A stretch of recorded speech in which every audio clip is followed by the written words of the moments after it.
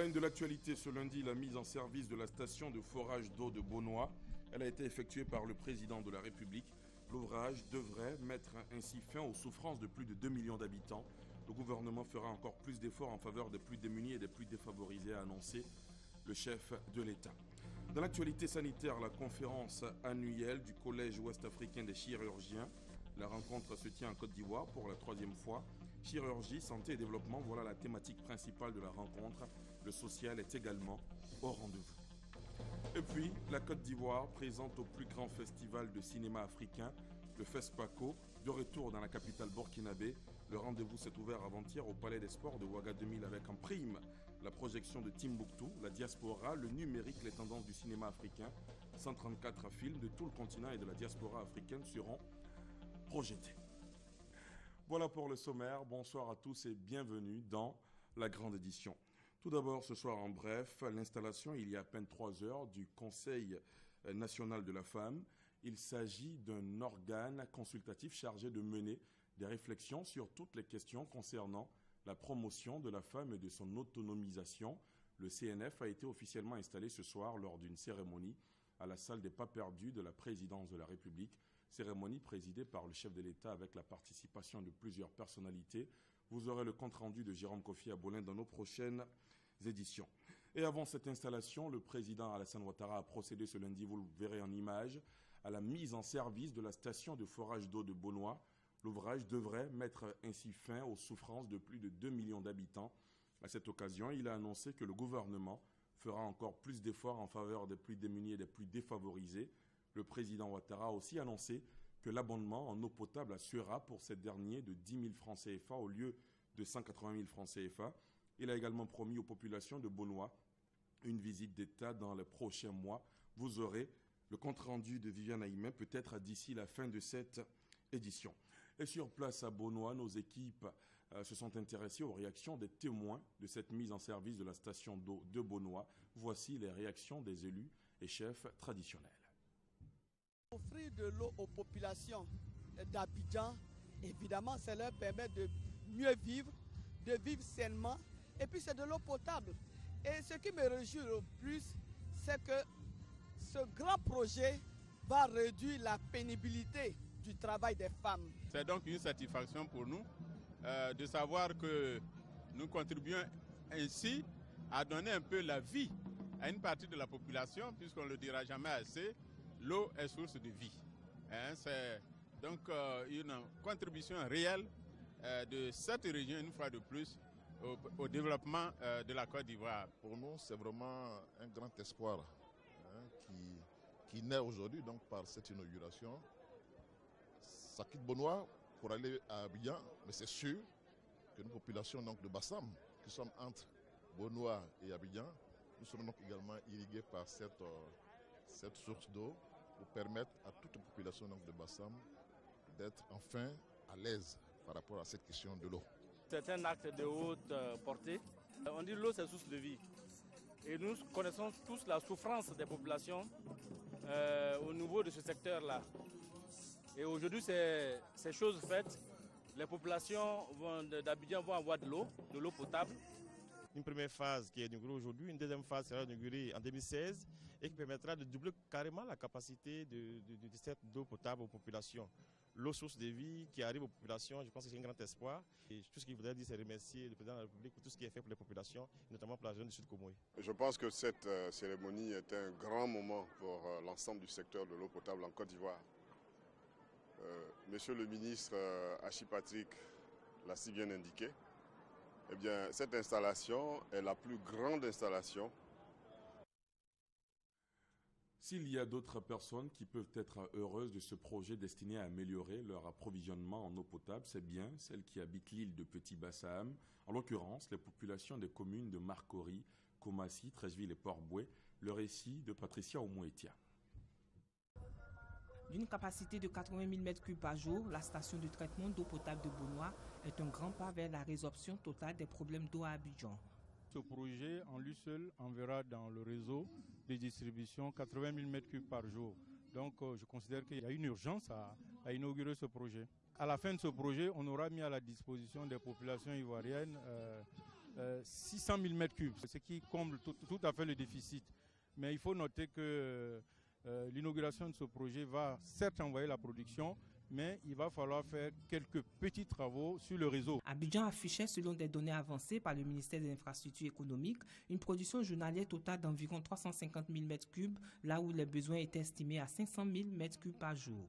La station de Bonois vient améliorer l'approvisionnement en eau potable de l'île de Petit Bassam, qui regroupe les communes de Makori, Koumassi, Trècheville et Port-Boué.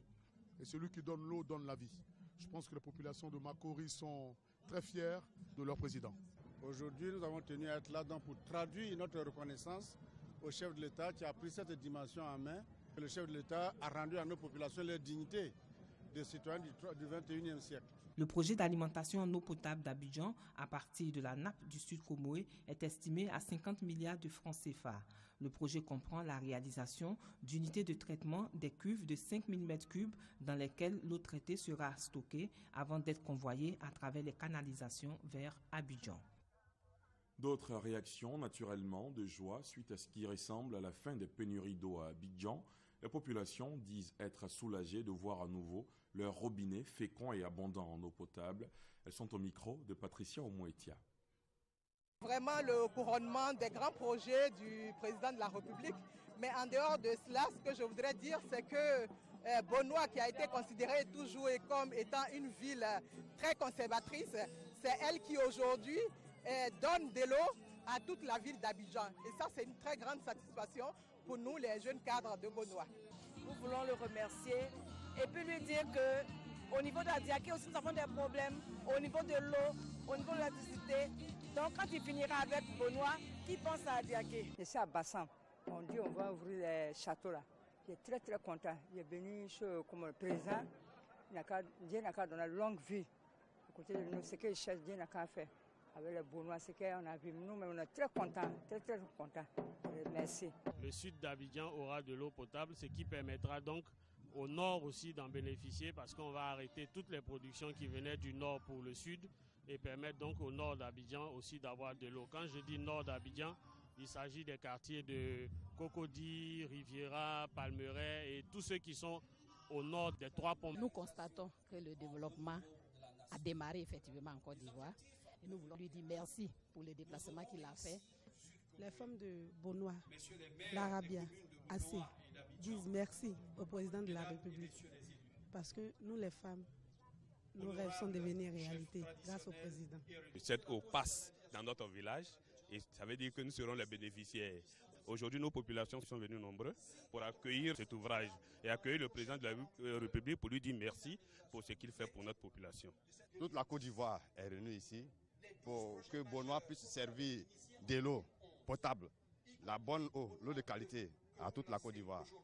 C'est une joie immense pour nous, une fierté pour nous, pour que notre président Alassane Ouattara puisse vraiment éclairer les Ivoiriens et l'Afrique. C'est une œuvre de portée nationale que nous sommes en train de faire ce matin.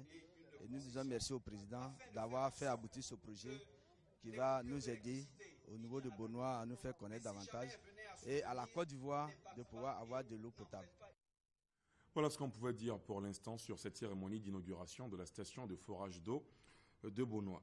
L'autre actualité de cette semaine, c'est évidemment la prochaine visite d'État du président Ouattara. Elle s'ouvre dans 48 heures dans le sud-ouest du pays, dans les régions du Bassa-Sandra, du Gbokle et de la Nawa. Vendredi, le président Ouattara sera dans le département de Sassandra. Comment la cité s'apprête à recevoir l'illustre hôte? Aussi, quelles sont les attentes des populations locales? Michel Digré est allé à leur rencontre. Reportage. Le stade de Sassandra en plein travaux pour accueillir le meeting du président dans la ville. Les autorités locales s'assurent que le site sera livré à temps.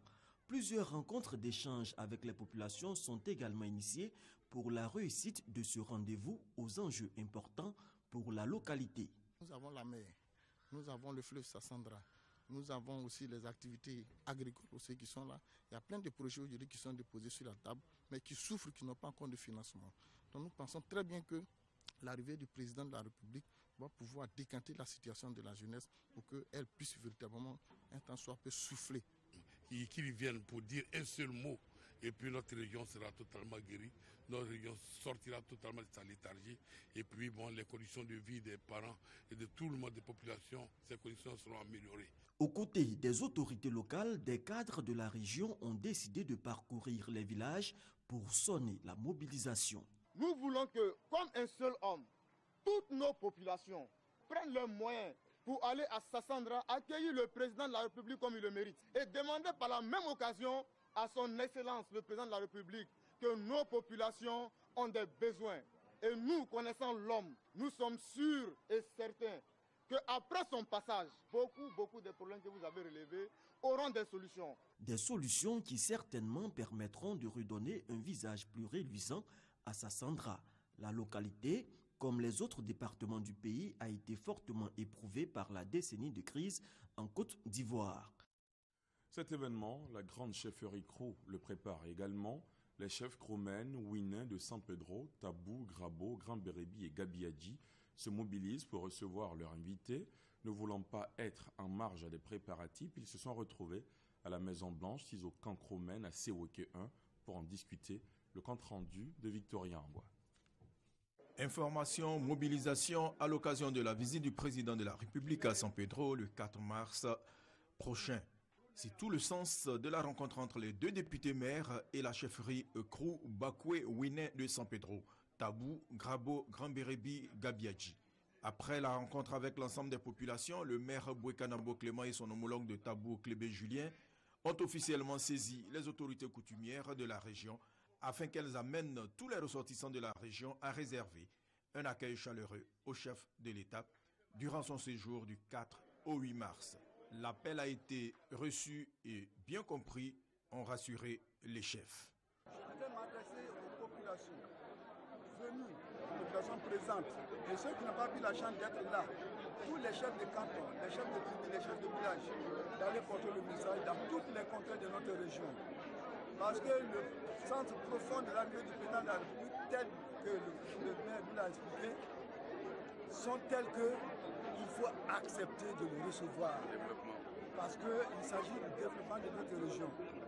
Je l'avais dit, plus haut, au centre culturel, le président de la République pose des actes forts dans la Côte d'Ivoire entière, mais particulièrement dans notre région. Rappelons que tous les chefs présents remercient le président de la République qui a déjà mis la ville de San Pedro en chantier. Le premier magistrat de San Pedro a mis à la disposition de la chefferie la somme de 2 300 000 francs CFA. Une aide pour mener le combat de la mobilisation.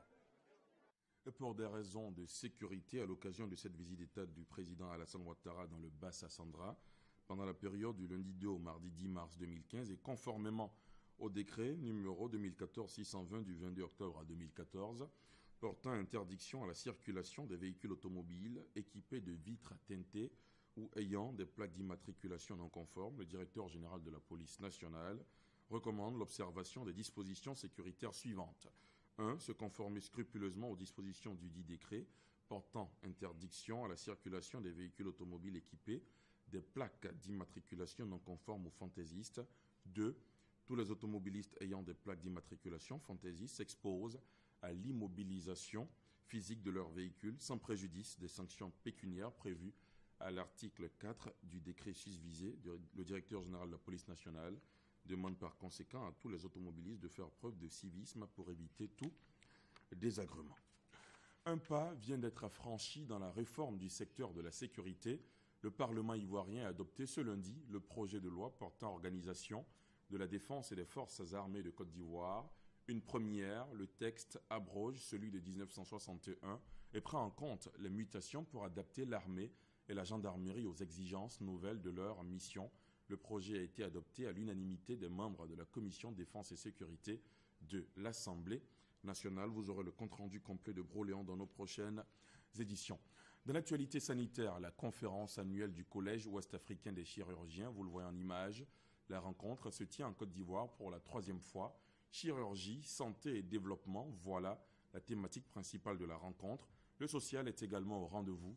À la faveur de cette rencontre continentale, plusieurs interventions chirurgicales ont été réalisées à l'hôpital général de Port-Bouët et l'hôpital protestant de Dabou. Depuis le 31 janvier 2015, la préfecture de Guékédou, en Guinée, est verte. Autrement dit, aucun cas positif d'Ebola n'a été identifié depuis 42 jours dans cette région où est apparu le premier cas du mortel virus. Regardez. Des tentes vides, du personnel sans occupation au centre de traitement Ebola de Médecins sans frontières à Guékédou en Guinée. Les plaintes des malades ont fait place au silence. Depuis le 31 janvier, la préfecture est verte. Aucun cas d'Ebola n'a été identifié. C'était le premier centre de prise en charge par MSF, qui date de presque 1 an maintenant. Effectivement, ça fait bizarre, ça fait chaud au cœur de toutes les équipes. On est tous très contents de voir où on en est arrivé maintenant. L'ONG reste toutefois très prudente. Ailleurs en Guinée, Ebola tue toujours. Le temps libéré par la baisse du nombre de patients doit être mis à profit pour retracer les chaînes de contamination et poursuivre une sensibilisation devenue le nerf de la guerre. Les agents de Médecins sans frontières ciblent désormais les praticiens traditionnels en leur projetant un film de sensibilisation.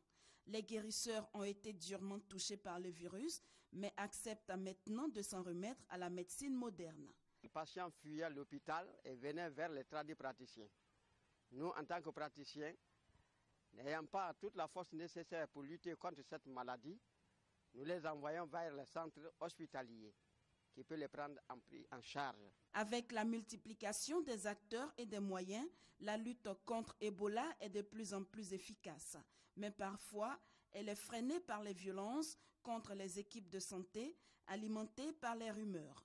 En février, plusieurs installations de la Croix-Rouge et de Médecins sans frontières ont été saccagées. 14 personnes ont récemment été condamnées à 1 an de prison ferme. C'est un commentaire de Sylvie Touré.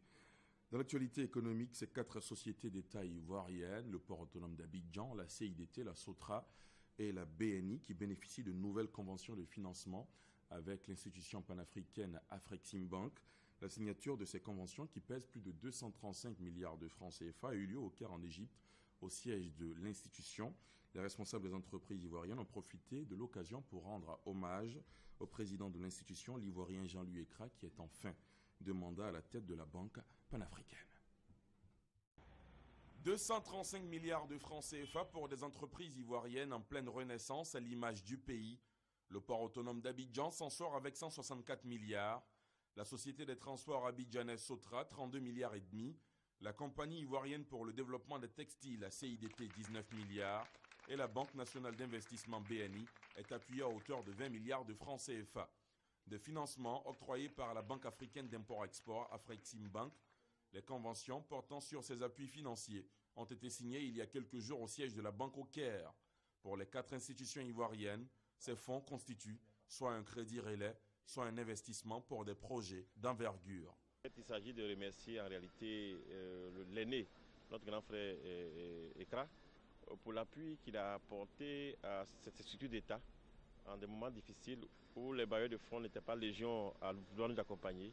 50 millions d'euros de facilités d'Afreximbank va permettre de renforcer les capacités de travail de la SOTRA, notamment l'acquisition d'autobus et le renforcement de notre capacité en matière d'infrastructure et de maintenance. C'est à peu près pour 148 milliards que Afreximbank a débloqué en faveur de ces entreprises via directement ou indirectement la BNI. Les 15 millions affectés à la commercialisation, nous allons pouvoir payer les paysans qui nous fournissent le coton graine depuis le début de la campagne jusqu'à la fin, aux bonnes dates.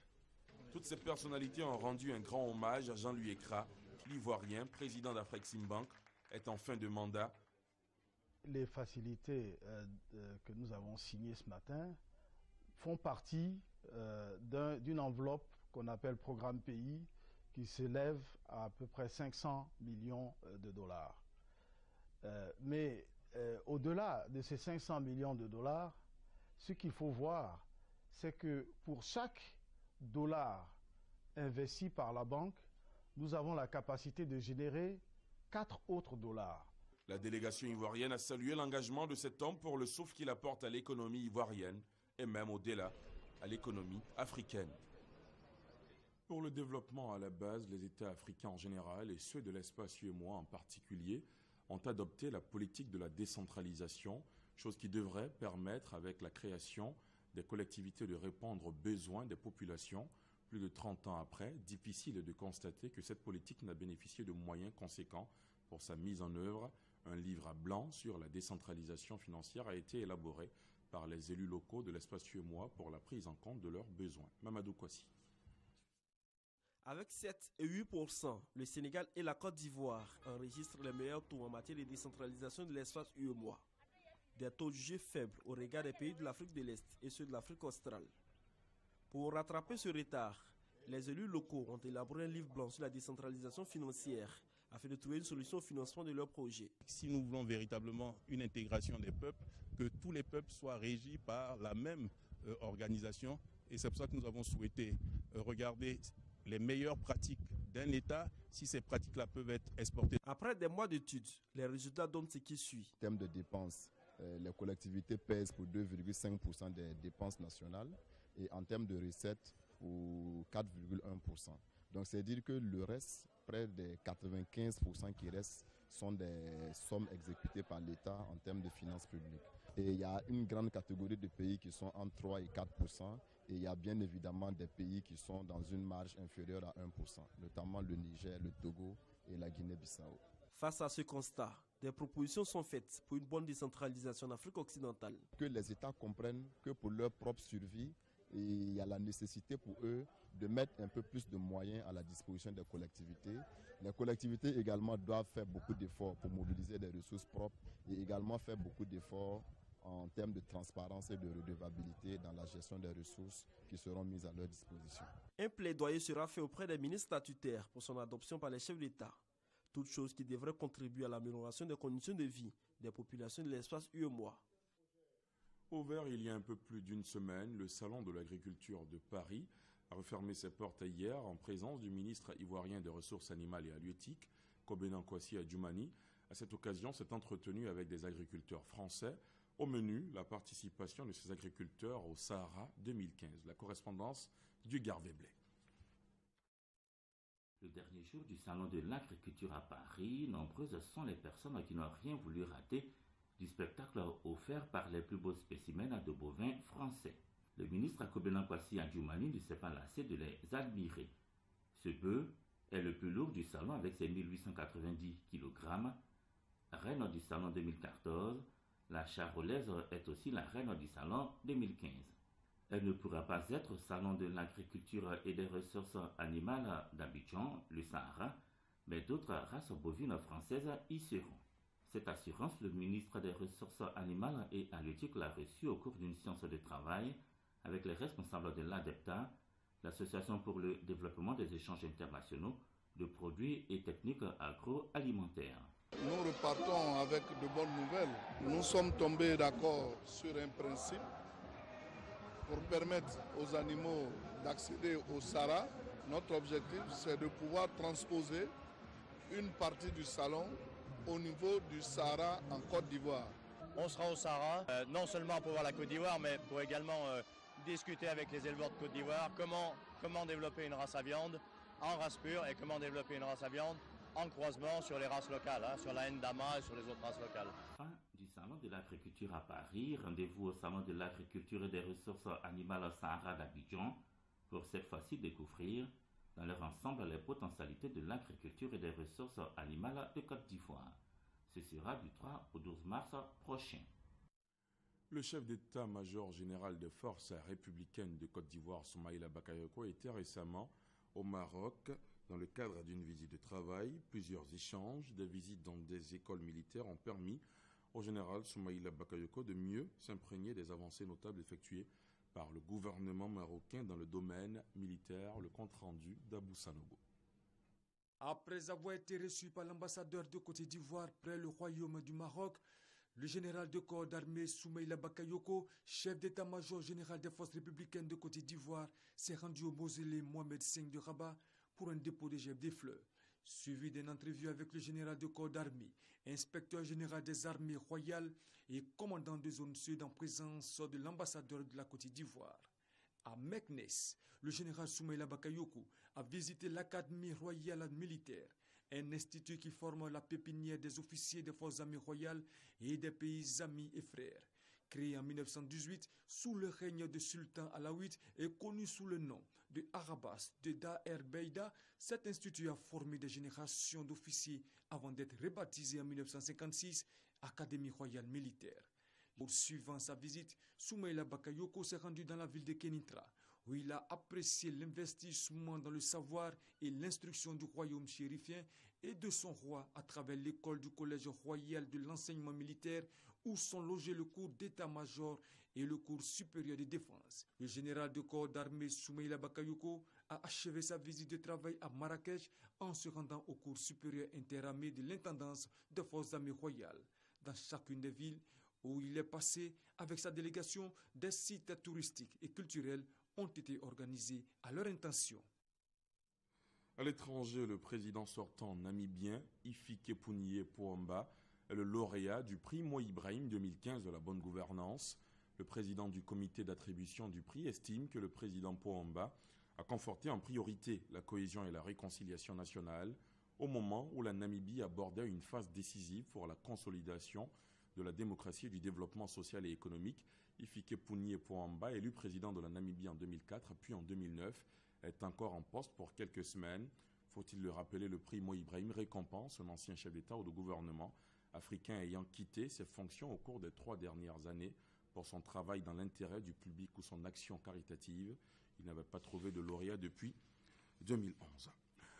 Le marché international du cinéma est l'une des grandes activités du FESPACO 2015, un cadre de rencontres professionnelles de promotion du cinéma africain où chaque pays participant est représenté par un stand. La Côte d'Ivoire tient l'un des plus grands stands avec la RTI. Le compte-rendu de notre envoyé spécial, Serge Coléa. Logé dans les locaux du CIAO, le Salon international de l'artisanat de Ouagadougou, le MICA, le marché international de la télévision et du cinéma africain, est considéré comme l'une des grandes articulations du FESPACO. Il a été ouvert par le ministre burkinabé de l'Industrie, de l'Artisanat et du Commerce, accompagné du ministre ivoirien de la Culture et de la Francophonie, ainsi que de la ministre de la Communication de Côte d'Ivoire. Nous sommes là pour démontrer que nous allons bientôt passer au numérique et que la Côte d'Ivoire se devait donc de démontrer que nous sommes à pied d'œuvre pour que le 17 juin 2015, le basculement au numérique se fasse. Et nous sommes prêts pour cela. Et donc nous sommes prêts pour que le cinéma rejoigne sa sœur, donc l'audiovisuel, pour qu'ensemble nous puissions cheminer vers donc le numérique qui est bientôt, je dirais, la perspective donc de tous les pays et particulièrement de la Côte d'Ivoire. Notre présence avec Madame la ministre de la Communication montre l'engagement du gouvernement du président Alassane Ouattara de faire du cinéma un vrai pilier de notre émergence. Le cinéma en tant qu'industrie, le cinéma en tant que créateur d'emplois et de richesses, et le combat de ces aînés qui s'est traduit aujourd'hui par la création d'un office qui est dirigé par M. Fadiga Kramo et d'un fonds qui nous permet d'être ici présents avec 4 productions, dont 4 en sélection officielle, est bien la preuve que la Côte d'Ivoire a pris l'engagement ferme de faire du cinéma un des maillons essentiels de notre développement. Véritablement que la coopération culturelle, artistique et particulièrement dans le domaine du cinéma vraiment puisse aller en s'agrandissant et que très bientôt, que ce soit au Massa, que ce soit à d'autres occasions, le Burkina Faso sera toujours à vos côtés, aux côtés de la Côte d'Ivoire, un pays frère. Le MICA est composé d'une 50aine de stands promotionnels représentant les pays participants. La Côte d'Ivoire y tient plusieurs stands.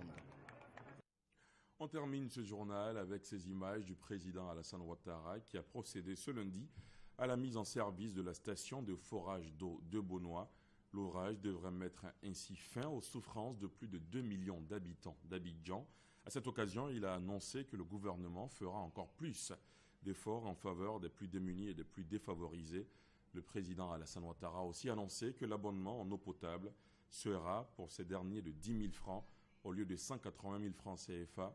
Il a également promis aux populations de Bonois une visite d'État dans les prochains mois. Vous aurez l'occasion de suivre le reportage complet de Viviane Aïmen dans nos prochaines éditions. En ce qui me concerne, c'est ici que s'arrête ce journal. Merci de l'avoir suivi. Excellente soirée sur la chaîne qui rassemble. À demain 20h. Bonsoir.